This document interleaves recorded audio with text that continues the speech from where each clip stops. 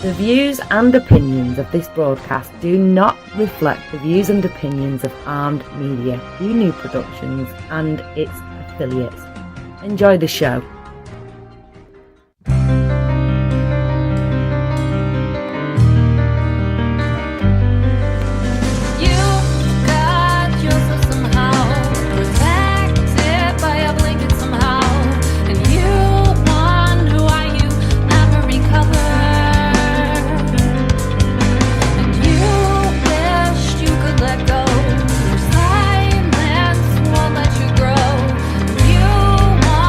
Evening, West Coasters, East Coasters, and Global Coasters.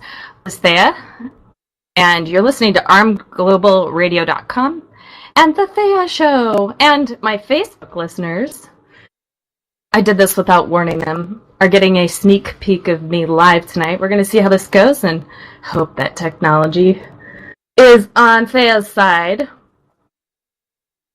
Speaking of technology, do you remember when back in the day there was that moment of silence, even a minute or two in school? Well, there's an artist who came out with a 10-minute silent song. I'm not joking you. Okay, so I don't know how to feel about this. And why do I lead with this? Because in a day and age where technology has taken over the world by storm, I don't know how many people really miss those pauses or moments of silence. And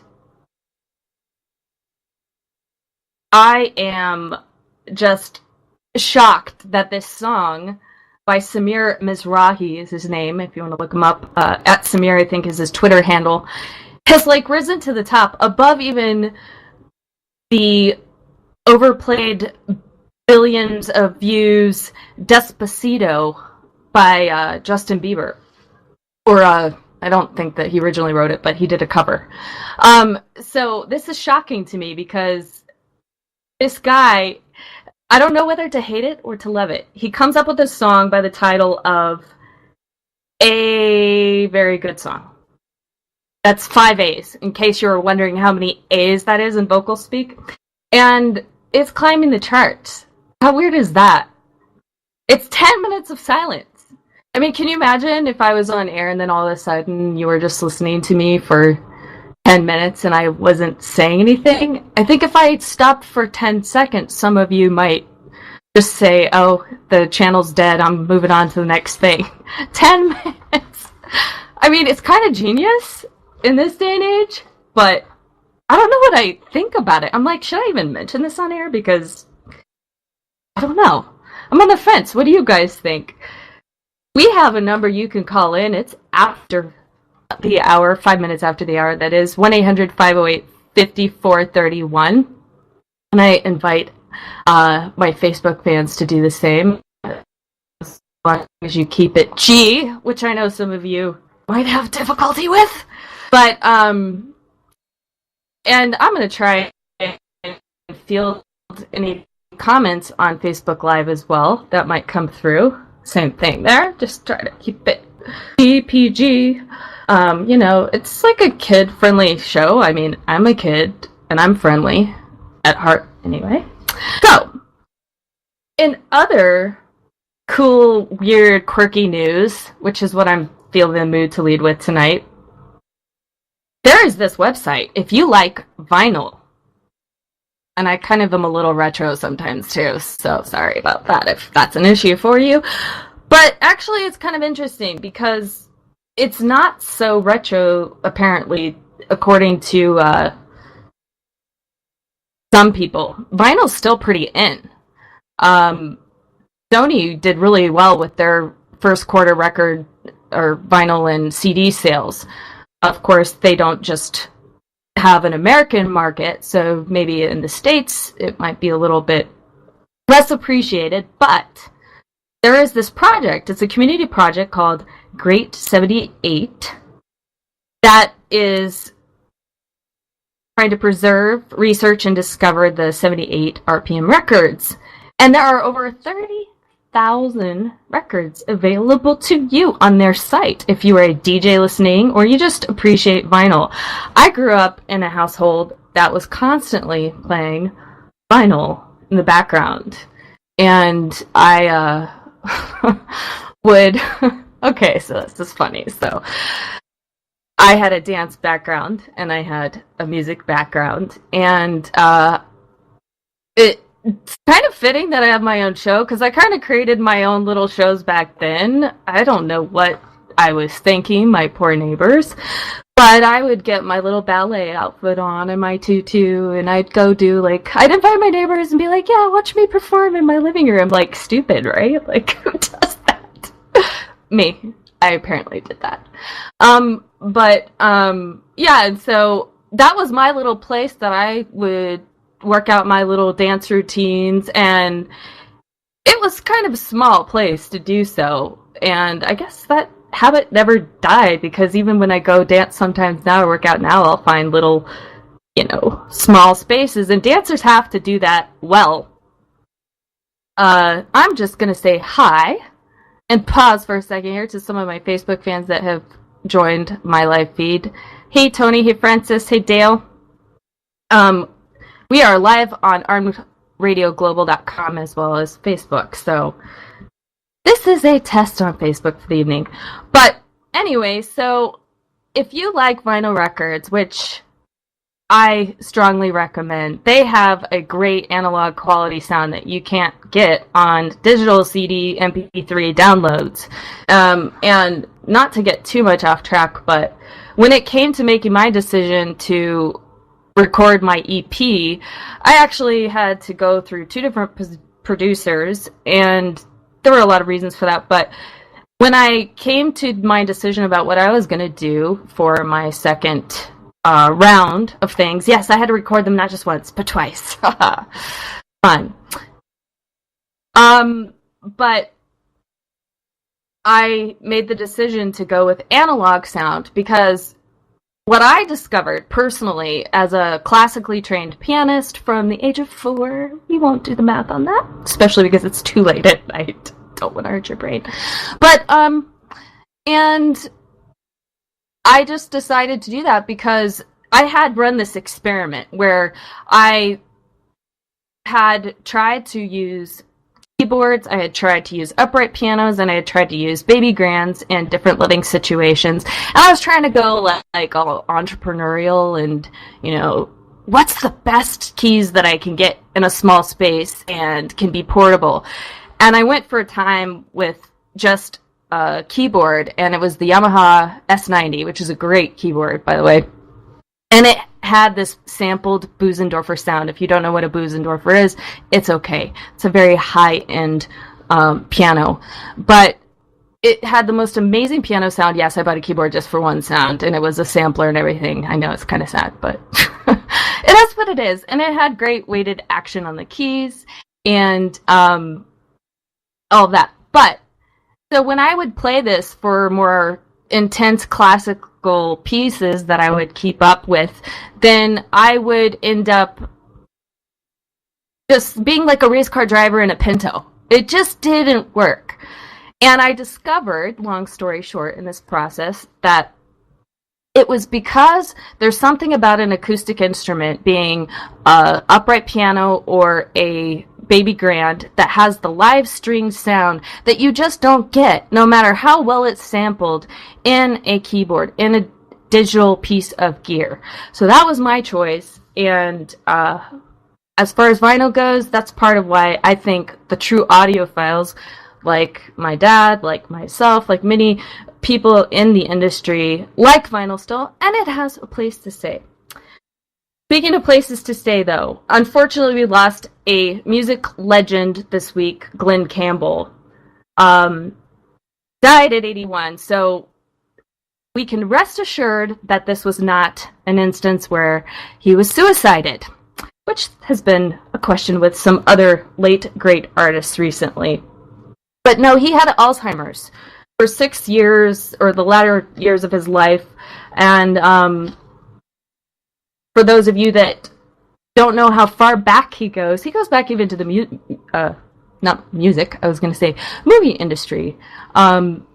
He was in a film with, if you like Westerns, John Wayne, called True Grit. Back in '69, he starred alongside him. So maybe fun, unknown fact about Glenn Campbell, but he was inducted into the Country Music Hall of Fame, and get this, he had over 45 million records sold in his career. What an accomplishment. That's amazing. And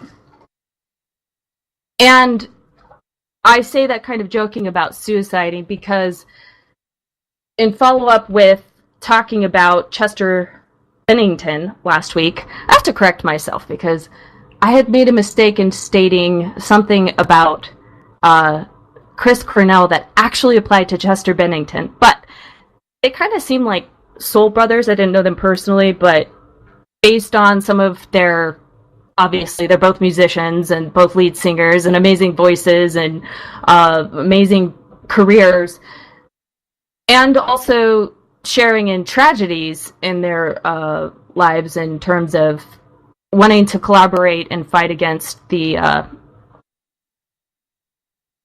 child abuse and things related to that, especially in the industry. Apparently, they had a foundation through Music Cares, which a lot of artists know about. I believe Music Cares runs through the Grammy Foundation. I could be wrong about that. But good thing for you to look into if you're an artist and wanting some help, because they have different programs that help out artists. But,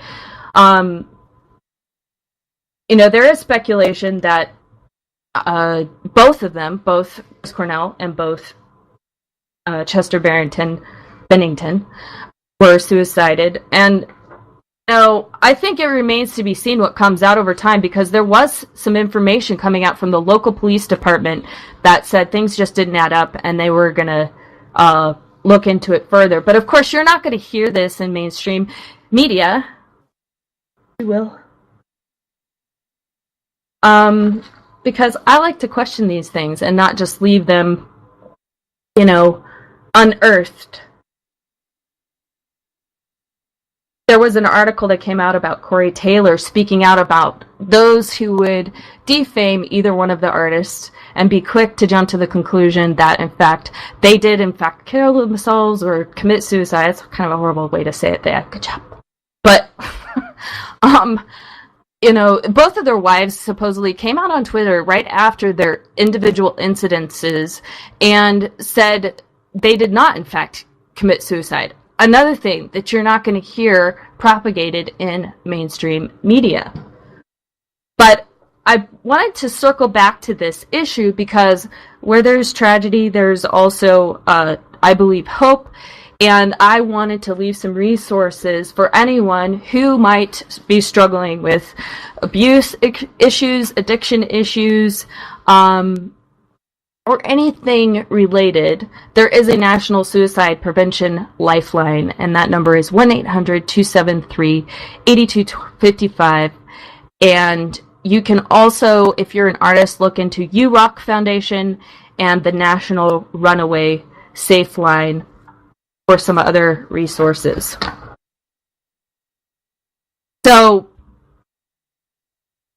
in the major tech industry, which I relate to mainstream media because there's so much crossover, Google this week unveiled this really cool DJ turntable doohickey that you could play with. Did any of you see that?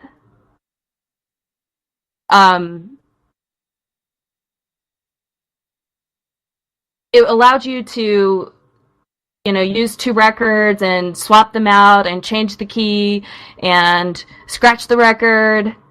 So that was fun. I played with that a little bit. And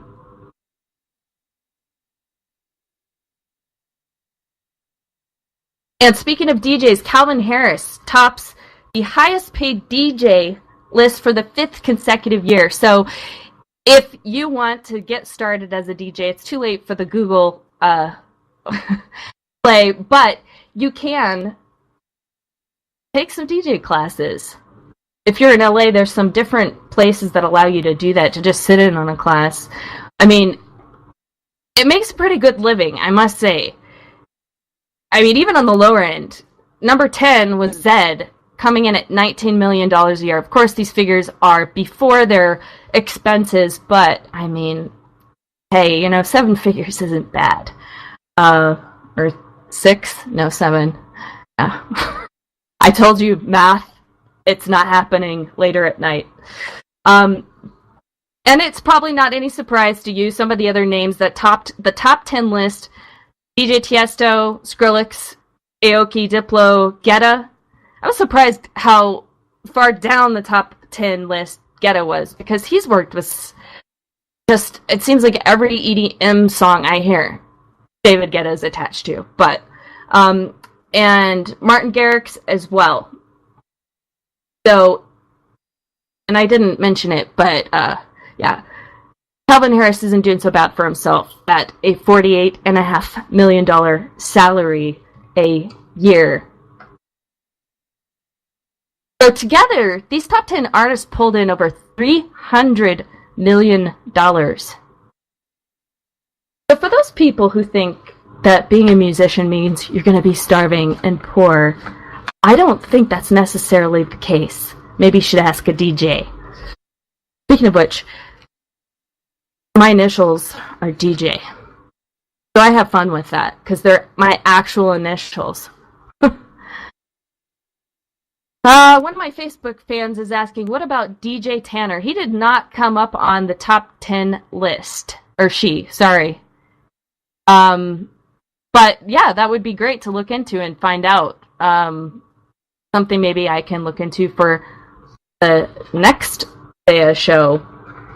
Any of you listening out there know about DJ Tanner and want to call in? That number is 1-800-508-5431. And if you're DJ Tanner and you happen to be listening, you're welcome to call in as well and put a record on in the background. So I learned this too, and the reason they put, not to be remiss, the turntables on Google was because they were celebrating 44 years of hip-hop history. And I didn't know this. A cool unknown fact. I should be like, yeah, I'm so smooth that I actually made my song to fit this, but I really didn't. I have an upcoming track called Merry-Go-Round.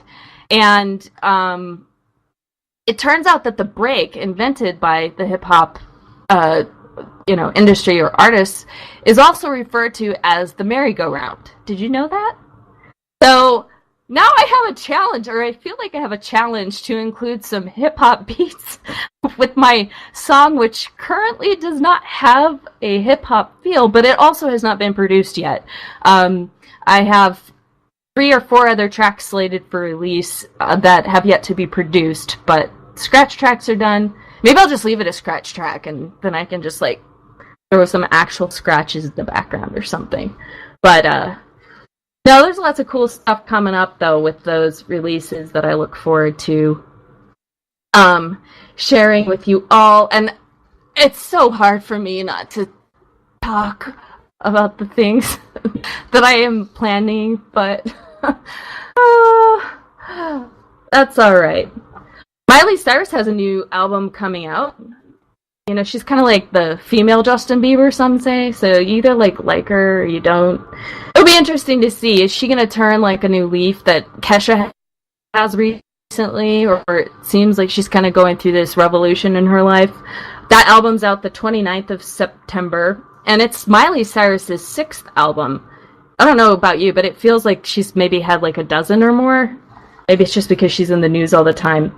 But Pink, I know that there's across the board a more favorable opinion about Pink, it seems like.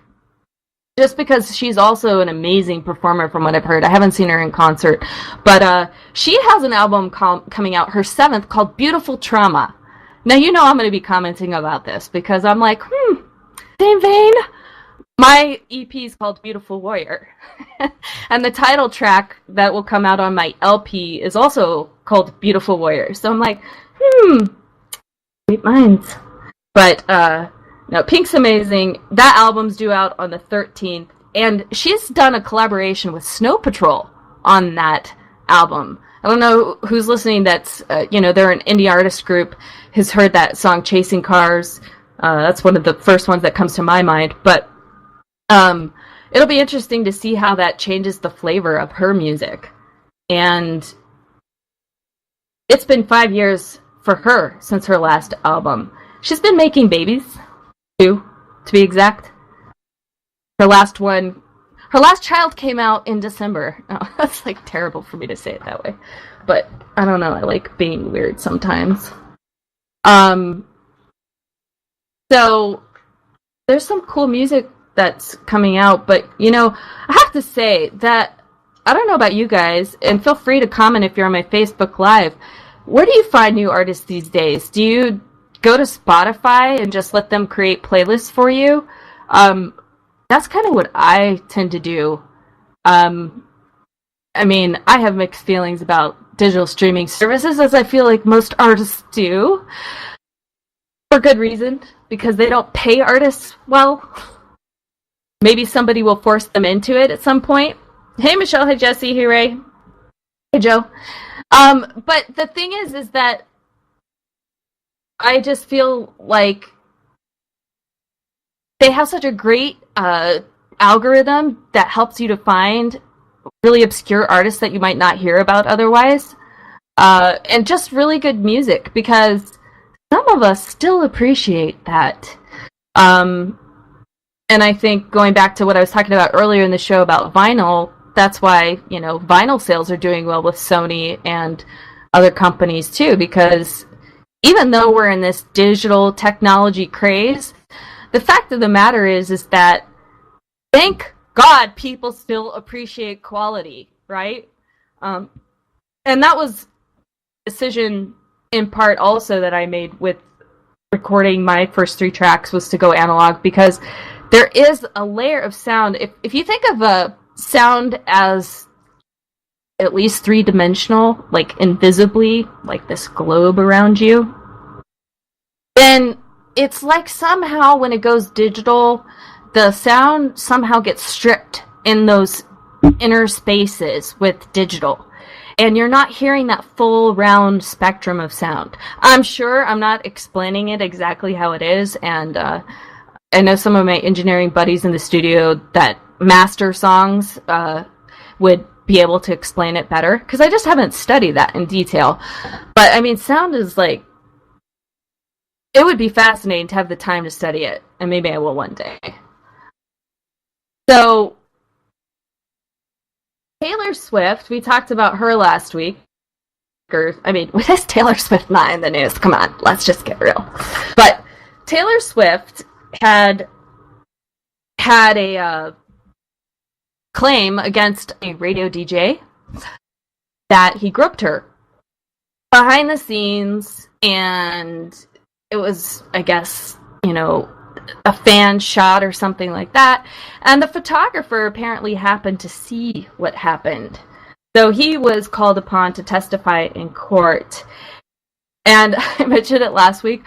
I thought it was really comical, but also made a really bold statement that Taylor Swift, well, I should say the defendant, or I think he would be the defendant in this case, but anyway, the radio DJ's name was David Mueller, and he was claiming a $3 million lawsuit against Taylor Swift.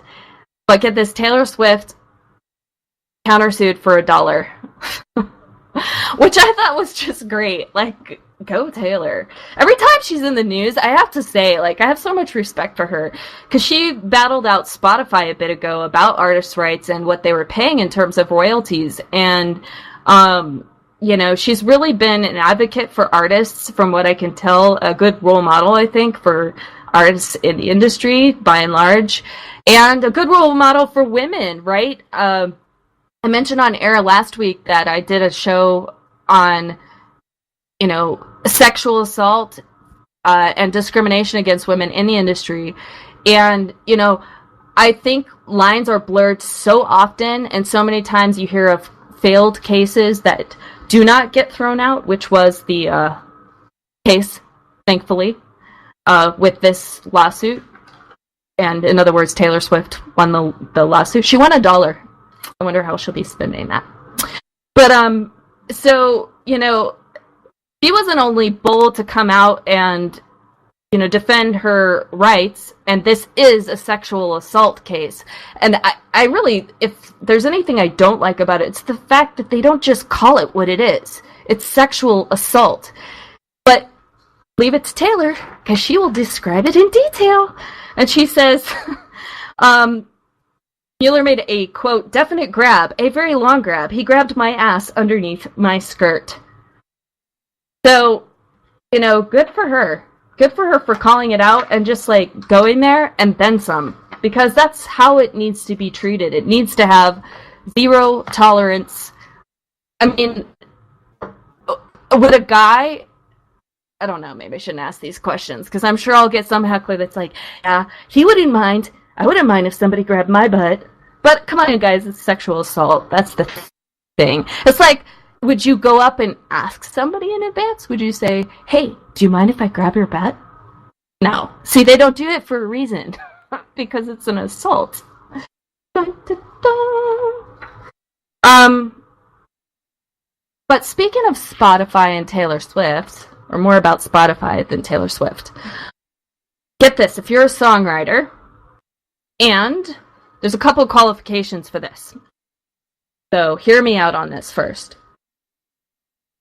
You made a song available between the 28th of December in 2012 and the 29th of June of this year, 2017, then you could be eligible for a settlement. And there are two other qualifications. You have to contend that Spotify made your composition available without a license, and you have to have a copyright. At least that was filed on or before the 29th of June. I don't know, artists listening, how many of you actually buy copyrights to your songs.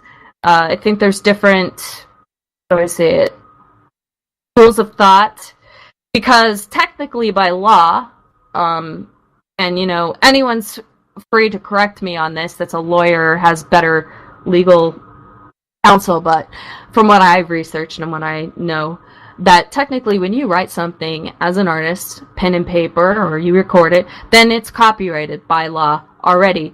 But the registered copyright serves as an extra protective factor, and certainly can win you some money in a case where Spotify had to pay out a settlement of $43.5 million. If those factors apply to you, you can go to SpotifyPublishingSettlement.com and check that out. And apparently it was generated by two singer-songwriters, one an activist artist, David Lowery, and followed up then by a singer-songwriter, Melissa Farrick, that were contending that there were unresolved mechanical licenses, which is a type of publishing license owed to songwriters that they were not paying. So, yes, Spotify continues to be the golden child of the streaming industry.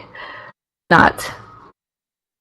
It would be nice to see one of these days, and hopefully sooner than later, a digital streaming service or some other kind of service that maybe has yet to be invented, kind of coming to the aid of artists and really helping artists out.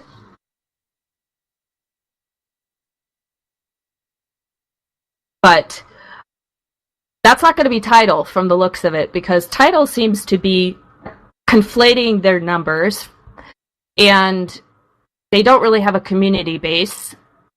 They're not really in the news a whole lot, but it does seem like unless they come up with a niche market that would relate to maybe more of the rap market, which is, of course, was founded, by a rap artist, then it's really hard to say, competing in that streaming space with all the other streaming services that are in existence, how they are going to compete. But here's the problem, too, is that they actually pay a little bit better than Spotify, so we don't want to lose services as artists like Tidal either. But it's going to be interesting to see what happens over time, because obviously 0.006 cents per play, which let's say that's the average of the better streaming music services, and I've covered this in previous broadcasts, is just not going to be like a very sustainable income for most musicians, especially when you factor in the actual recording costs of things. Studio time, rehearsal time for musicians, the cost of the studio itself, just the time and preparation you put in as an artist. And that's after you've reached the point of already preparing yourself, getting your technical skills and chops there, as they call it, paying for private lessons. And it's even more difficult if you're a singer-songwriter musician, because with every one of those layers, it's like a full-time job. So you definitely got to think those things through if you're an independent artist when you go down that path, because you're not going to be doing it for a financial payoff through streaming, that's for sure. Not initially, anyway. But so I wanted to go back to Google for a second, because so they do some really cool things. I mentioned earlier in the broadcast, if you're just joining, that they had given honor to the hip-hop industry and had 2 turntables up on Google this week. But it seems like there's just much more bad news about Google than there is good news these days, because they, like many other corporate giants, seem to just have this thinking in the brain kind of I'm going to take over the world idea or mentality about them. And I don't know how many of you heard, but they fired an author of an anti-diversity manifesto this past week. And I can kind of see both sides of the issue, where sometimes speaking out about things can break company policies, which you have to still abide by at the end of the day, or you can go work for another company if you don't want to follow their policies. And the manifesto seemed to be slanted and kind of speaking disparagingly about women in the tech industry and why they aren't included in it, and what things what reasons that could be. And that's not really maybe necessarily an employee's place to say at a corporation. But then there's the other issue, and that's that we are truly, whether it's Google or any other corporation, living in an era that is becoming more and more totalitarian in nature, where the truth is being silenced, where free speech is being silenced, and there's definitely an issue with that. Now, the YouTube CEO, Susan,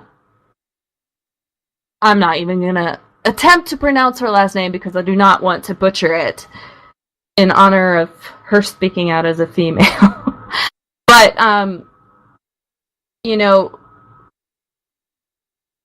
she seemed to think that the guy writing the manifesto was out of line based on the nature of the things that he said. And was saying that she didn't really feel that it was biological traits that led women to having a stronger interest in people rather than things, or higher anxiety or lower stress tolerance. But I will say this, that as far as the mainstream media news is concerned, it really does seem to be an issue that their slant heavily leans towards the firing, or making it seem like the firing of this employee for having voiced his voice was less of an issue than, or was more of an issue than the fact that, his voice is being silenced. And I feel like this is really important to mention because, you know, what is entertainment if you don't have a voice? What is life, honestly, if you don't have a voice? If you can't express yourself, if you don't have the freedom of expression, if you have to live in fear based on what you say. I mean, whatever happened to a warning, by the way? I mean, maybe it's because the manifesto just caused too much political upheaval within the organization. I don't know, but it would just seem a little extreme to me that that would be Google's choice in the matter. And speaking of other big tech giants, Amazon. Get this. So, I mean, I'm not gonna lie, I buy things from Amazon. I mean, doesn't everybody these days? But I have qualms with it. And I wonder how many people listening actually have qualms with buying from Amazon. If they have that thing that goes off in their head that says, do I really want to support Jeff Bezos, who owns basically all of the world? I think he's like the 6th richest man in the world.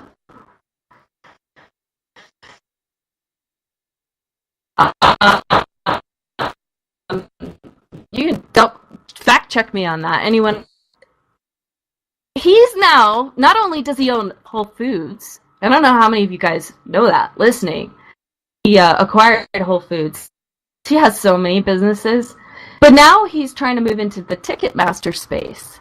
And I have to say something about this. Is there anything that Amazon doesn't want to own? I mean, it concerns me as an artist because artists already have so much difficulty between the streaming services that want to take more than their fair share and the record labels, and by the time that most artists that are signed to record labels have paid all of their personnel and their staff, it's like they have nothing. And now for their performance events, for their tours, Jeff Bezos, who owns Amazon, wants to get into the Ticketmaster space. And here's the scary thing about it. It's scary to think that a lot of these companies that, you know, use Ticketmaster might go for it because he's offering to write sponsorship checks worth millions of dollars. And this is how they force out smaller businesses. This is how they force out everyday citizens because it all comes down to money, for better or worse, right? But it's more than that. Here's the thing. It's not just the savings for the consumers or the ticket companies. It's the fact that they want to control our information. And when I say they, I don't mean just Amazon. I mean corporations, Amazon, Google, and others. Because as part of the sponsorship check idea, they're insisting on owning the consumer data behind it. And I think there really should be a line drawn between, you know, where our privacy is respected as American citizens and, you know, where we can go and buy a ticket and not have to feel like our privacy is being invaded. So I'm not so thrilled about that news. What do you guys think? When they purchased Whole Foods, Amazon's stock price crossed $1,000 per share. I feel like that's important to mention because what's it going to be if it really moves into the ticket space? Ticketmaster has, well, Live Nation acquired them in 2009, but they have 12,000 teams of venues. So this doesn't just affect artists. This is like sports. I mean, anything you would get a ticket for, potentially. I'm not going to cover it tonight, but there is hope. I like to be positive where I can be, that there's another company entering that space in the blockchain world. And blockchain's something that I'd like to talk about more at a later date, but, there are, thank goodness we're living in more and more of an entrepreneurial society where paradigm shifts in different industries seem to be just happening more and more all of the time, so that where there might be a concern that a monopoly would occur with Amazon, with Google, with any of these corporate tech giants, that the little guy could come up with an idea and get in there and change things around. So that's all I'm going to say about that. I know some stuff, but I'm just going to leave it at that. In time. But speaking of other giants, corporations, YouTube coming out with some new shows that might be of interest to you. If you're a parent listening, there is a kids magazine series coming out of Canada called We Are Savvy, Savvy. And it's going to be on music, fashion, and do-it-yourself. So that's going to be on YouTube Red. I think they have yet to prove that model successful in terms of profit, but and here's the thing too. They're going to even have more of a challenge, because I mentioned this on air last week that Facebook was acquiring the proper licenses for things like videos, and it made me wonder, why, and I was wondering this before the fact too, why hasn't Facebook entered the video space? What are their plans, right? Because they're like the Walmart of the internet, or one of the Walmarts. Amazon's a Walmart, Facebook's a Walmart, Google's a Walmart. But, so Facebook had acquired some of these necessary licensings, or they are in that process for video, and, a week later, am I shocked? No, I'm not. Because they launched a watch tab, which is just kind of a little eerie in my mind, because it's like I feel like they're always watching us anyway. But it's called the Watch tab for mobile apps. They launched that this past Wednesday, and it's going to be made available for desktop, although it has not been yet, for various video shows. Some of them are even going to be live. And right now, it's available to only a limited number of users. But, I mean, we're living in a day and age where video is kind of becoming more and more king. So this is going to be an interesting implication for artists, because where digital streaming services pay terribly, YouTube pays horribly. They pay like a whole tenth of a decimal less than any digital streaming service. So I think, and I covered this a few weeks ago, but I think it was about 0.0003 cents per play. So a lot of, artists and YouTubers and whatnot that are using the YouTube platform are not on there necessarily to make a lot of money. But here's what's funny, is it's like the clash of the giants, because just this past week also, there were a lot of people that were being censored heavily on YouTube. And that's been an ongoing thing, but it seems to be happening at a much more rapid pace these days. So it's kind of funny how it's like, is Facebook going to save the day in the video streaming space with live streaming? I'm kind of, in this sense, happy to see that somebody who can compete with YouTube is going to, because maybe YouTube will act a little less authoritarian and give the voice back to some people that should have their voice and their rights for free speech represented on their platform. And it's funny, too, I'm saying this at the same time, just as it flashes through my head, thinking of how many people I know on Facebook that have been jailed, so to speak, gone in Facebook jailed.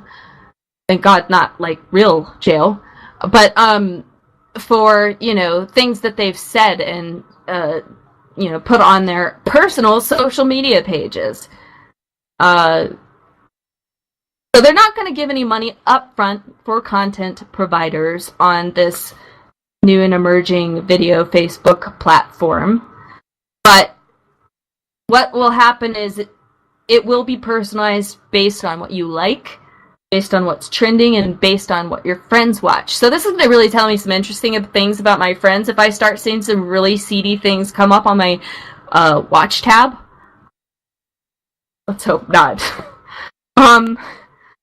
But and here's the other interesting thing. So this era that we're emerging into, where we're able to comment on live streaming shows and things, that's not necessarily widely or widely used yet. But because Facebook is also going to allow that kind of interactivity, it'll be interesting to see how that works. I mean, they're not just moving into the video space, they're moving into the cable space. And it is interesting to see what's going to happen with cable as a result, because will anybody even watch cable at home? I mean, come on. How many of you guys listening are on Facebook all the time anyway? It's like a dopamine, how do you say it? A dopamine fix. Just checking the news feed and the little badge that goes up and tells you, I've got a notification, I've got to check it. And like your OCD goes off and you say, I want that off my screen. I know you guys can relate. So, yeah, it's going to be interesting to see how those platforms are going to be able to be, are they going to be monetized? So far, Facebook's not admitting that they're going to monetize them at all. Yeah, right. That's what they say up front. I mean, obviously, they will later. Why wouldn't they? But it'll be interesting to see how our desires of the things that we watch and that we like change, and how they morph based on what's suggested to us on Facebook. It used to be that when television was first invented, you could just go watch what you wanted, and there wasn't some prompt that was pushing you out of your seat saying, go watch this. Okay, well, maybe in a sense, because you remember where there was like the TV guide, and if you didn't have the TV guide, it was like, oh god, I don't want to have to surf through the channels and figure out what's good on, I just want it to be easy. Or you could go to the TV guide channel. But, I mean, wow, things have really changed, right? And on YouTube also, or not YouTube, in the digital streaming video space, I guess we could call it, not music space necessarily, although it's musically related as well. David Letterman is crawling back out of retirement, and he's going to be hosting a new Netflix interview series. Like, going to become the Katie Couric of Netflix, but the male version. I'm still allowed to say male and female, okay? I mean, there's a whole push about the gender agenda too. I won't even go into that. But it's just biology, folks. But yeah, he's stepping out of retirement to become, I guess, kind of like, I get this picture of like 60 Minutes interviewer or something. He's going to have long, lengthy conversations with interesting people. And it's set to come out next fall. I guess his 30-plus year run of the late night show wasn't enough. I mean, wow, go David Letterman, because, like, I can't even imagine doing something 30 years in a row, the same thing every day, day in and day out. Because as a musician, you do a lot of different things, although you're still a musician. But yeah, so he's coming back to host a show on Netflix. There's no name given for it at this time, but there's going to be 6 episodes if you're a David Letterman fan. And it's going to include, of course, humor. What would it be without humor if this is a former late night show host, right? It would not make sense. And speaking of humor, Philip Phillips is having the last laugh because he is, after 2 years of being manipulated by Interscope Records, his record company, he is coming out with a new song called Miles, about going through change but not being alone while it's happening. I think that a lot of artists, as they're on their journey, feel that acutely, that sense of being alone. It's really interesting because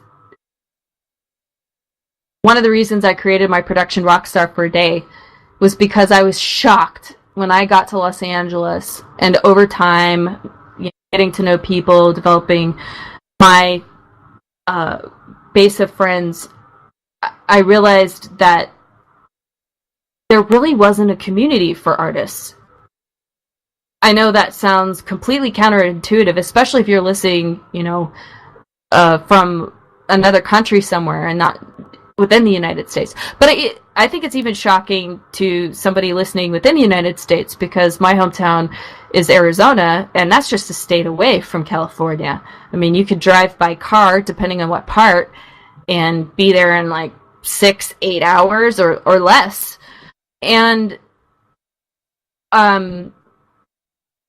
I think that's why a lot of artists get taken advantage of, and a lot of these myths that get perpetuated in the industry do, because they don't have real community. So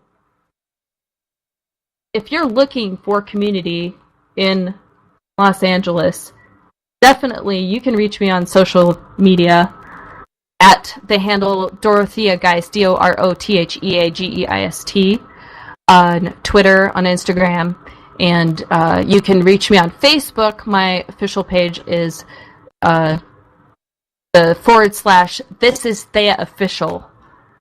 So that's facebook.com / This Is Thea Official.